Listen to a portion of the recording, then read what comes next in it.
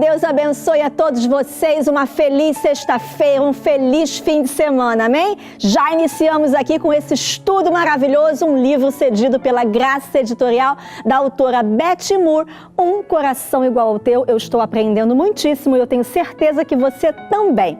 Nosso tema de hoje, um olhar invejoso.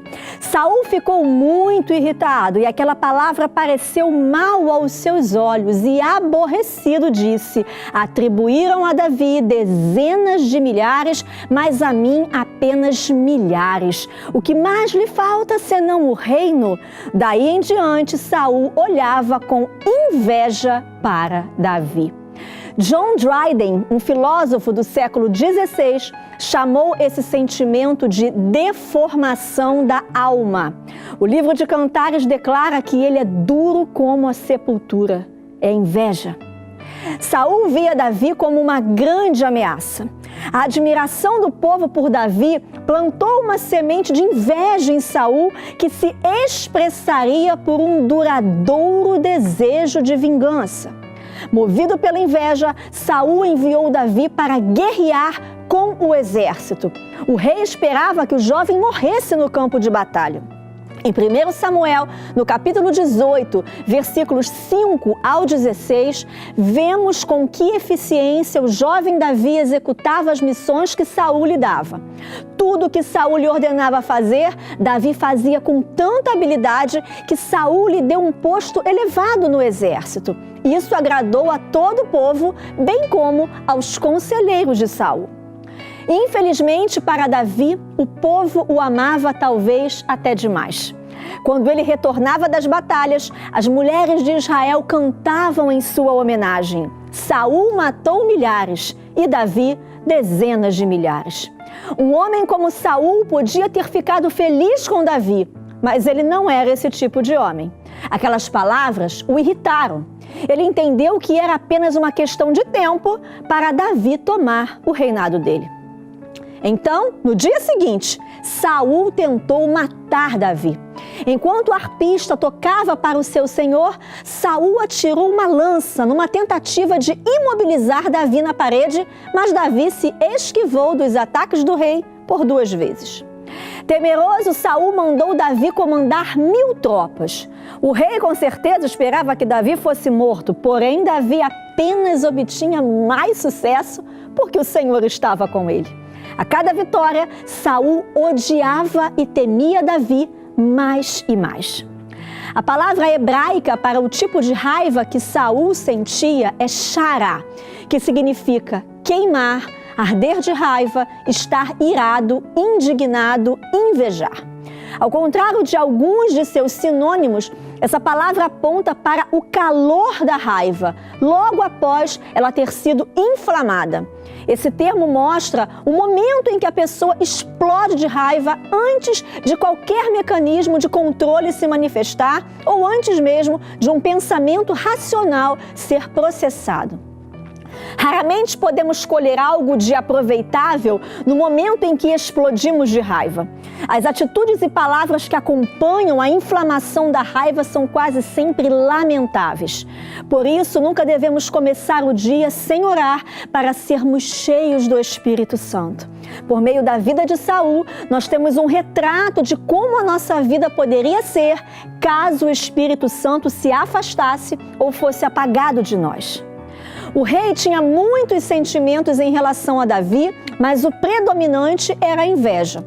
Poucas experiências são mais infelizes do que ser alvo da inveja de alguém. Talvez a única coisa pior que isso é ser aquele ou aquela em quem esse sentimento arde. Veremos daqui a pouquinho alguns dos sofrimentos que esse sentimento introduziu na vida de Saul e também na vida de Davi. Existe uma grande diferença entre ter ciúmes de alguém e ter zelo por alguém. Ter ciúmes de alguém é um sentimento, é um desejo egoísta. A inveja é que motiva esse sentimento. Agora, ter zelo por alguém é um sentimento altruísta pela pessoa, é um desejo de que ela tenha o melhor e seja melhor. É o amor que motiva o zelo. O Senhor é zeloso para o nosso bem. Ele zela por nós no sentido de nos abençoar, nos afastar do mal e nos preparar para o dia do encontro de Jesus com a sua igreja. O zelo por alguém vem de Deus, mas o ciúme vem do inimigo. É muito importante nós deixarmos muito claro isso aqui e para que você aprenda e entenda também. Amém? Em 1 Samuel, no capítulo 18, nós vemos um retrato terrível, um retrato repugnante do que o ciúme pode fazer ao nosso coração. Saul havia prometido a própria filha para o homem que derrotasse Golias. Então ele ofereceu a filha mais velha, Merabe, a Davi. Se Davi estivesse interessado em ascensão social, ele com certeza teria aproveitado essa chance, mas ele declinou da proposta. E então Saul deu Merabe a outro homem. Por outro lado, a segunda filha de Saul, a Mical, ela era apaixonada por Davi e por isso o rei arquitetou um plano. Ele imaginou que ela poderia ser um modo de laçar Davi. É possível, quem sabe, que ele achasse que os filisteus teriam mais vontade de matá-lo caso ele fosse o genro do rei de Israel. Vai saber, né? O que se passava nessa mente frutífera de Saul. Bem, então Saul ofereceu então Mical em casamento a Davi, mas Davi não tinha dote, tá? Então Saul levou o seu plano mais adiante e 1 Samuel, no capítulo 18, versículo 25, vai dizer assim: Saul ordenou que dissessem a Davi: o rei não quer outro preço pela noiva, além de 100 prepúcios de filisteus para vingar-se de seus inimigos. O plano de Saul era o quê? Era que Davi fosse morto pelos filisteus. Então, Davi se casou. Sabemos pouco acerca de Mical, mas Saul considerava o casamento realmente um meio para destruir Davi.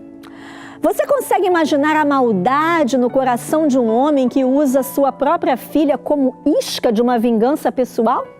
Saul certamente esperava que Mical representasse a morte de Davi, mas o pastor de ovelhas possuía algo maior do que altas expectativas. Ele possuía um Deus altíssimo. Amém, irmãos? E assim eu creio que também deve ser comigo e com você. Como eu falei no início dessa mensagem, no início desse estudo, eu tenho certeza que você aí do outro lado está crescendo espiritualmente. Eu estou do lado de cá dessa forma também.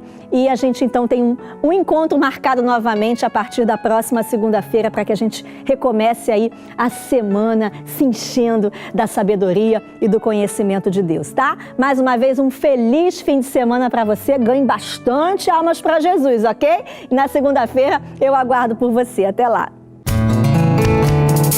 Se você quer ter acesso às mensagens da pastora Andréia Rocha e aos estudos que são ministrados em nosso programa, acesse a página do Recado do Coração de Deus no YouTube, youtube.com/Recado Oficial. Recado do Coração de Deus, levando a palavra de vida ao seu coração.